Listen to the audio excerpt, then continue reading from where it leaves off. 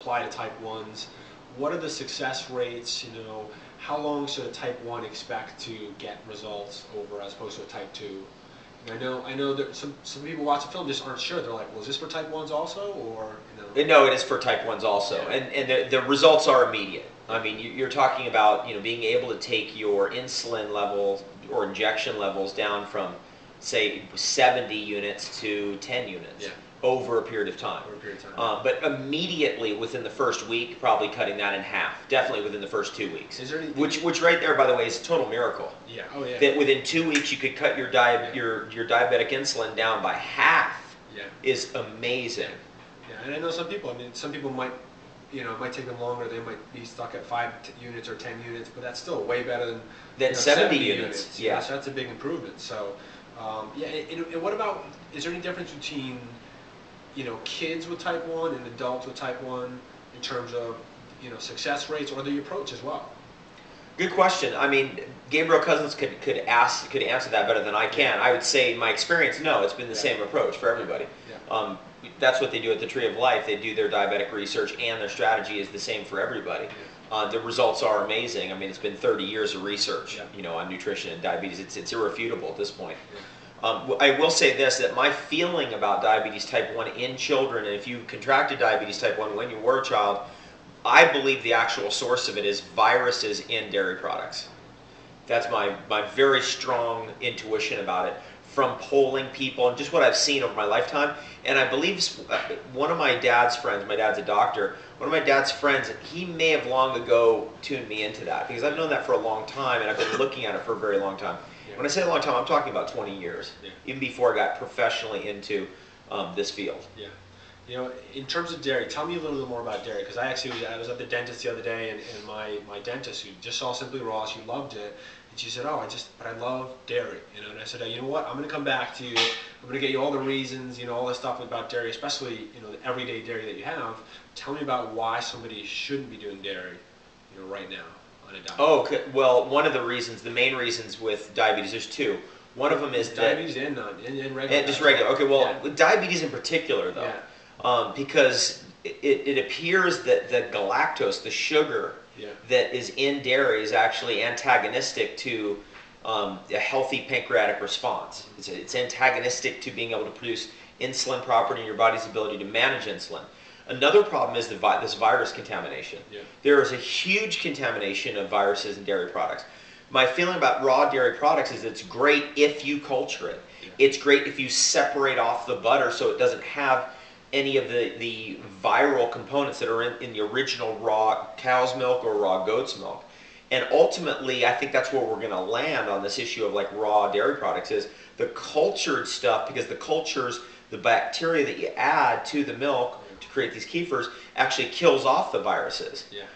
We're going to land there, and then we're going to land on the butter side of things, because the butter is basically the fat, which when you concentrate that fat to a great enough degree, it turns around and has antiviral effects on the rest of the material. So that's how I approach it. Definitely, if you're diabetic, you want to avoid all dairy products. If you're not, you're just healthy and you're wondering, okay, I eat a raw food diet, should I have dairy products in it? You have to kind of determine that for yourself. I would recommend approaching it safely with more cultured dairy and raw butter. Okay. Sunshine said she had a stroke on June 6, 2009, and she's on blood pressure pills, 4 baby aspirins a day, and she wants off ASAP. What can she do? She says she wants her neurologist to see the benefits of raw food. She's been told that celery juice and beet juice are good.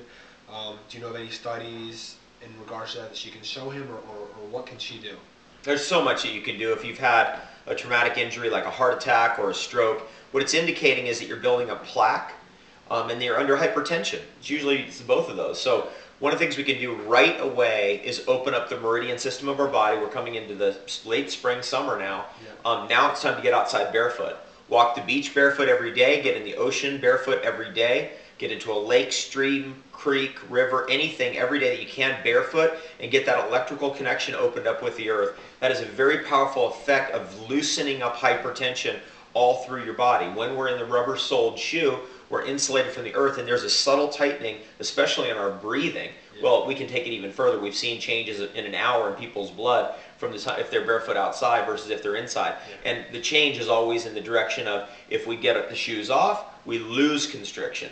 We get the shoes on or come indoors where carpets aren't grounded and we're on dry wood floors, that's not grounded. Yeah. What happens is then we get the constriction back again. Other things that are important is reishi mushroom, aged garlic extracts, and garlic in general. Okay. Cayenne, if it agrees with you. Okay. These are the natural blood thinners. I'm not a doctor. If I had your situation, that's what I would do, but this isn't medical advice.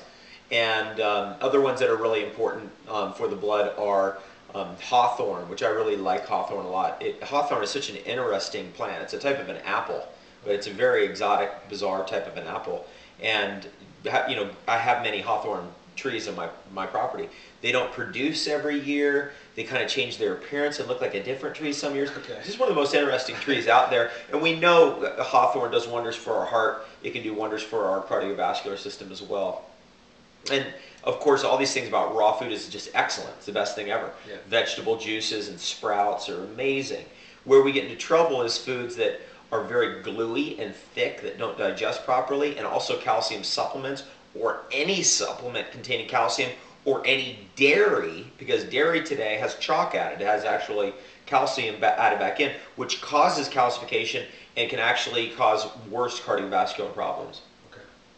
Okay. Linda was asking, I guess she works with clients, and she said, I have clients who are showing signs of dementia. Do you have any success stories with these conditions?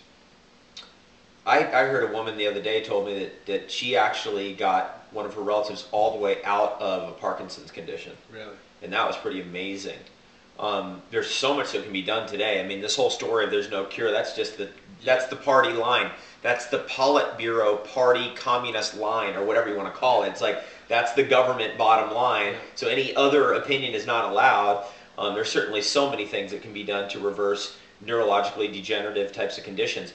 That is such a vast subject, I can barely even tap into it. One of the things that you definitely want to do nutritionally is get the long chain omega-3. And you can get it in different ways. Fish oil has been what's been typically prescribed. Fish oil is very susceptible to oxidation. Cod is going to be fished out of the ocean by 2050, and it looks like actually now by 2040. Wow. So we don't want to participate in that extinction. Yeah. So what do we do? Herring oil, is that okay? That's better. If it agrees with you. But then you really want to go all the way down to the bottom of the chain, which is krill. That's it's basically all these vegetarian, vegan whales aren't actually vegetarian or vegan at all. They're actually they're eating krill and phytoplankton. That's what those big baleen teeth do that you see on a blue whale or humpbacks and stuff like that. So that's where the omega-3 starts, and that's why the whale can build such an incredible nervous system, is because they're getting omega-3 in mega doses all day long. And then we start there, and then we can go into making sure we have a good complement of minerals and a well-balanced diet.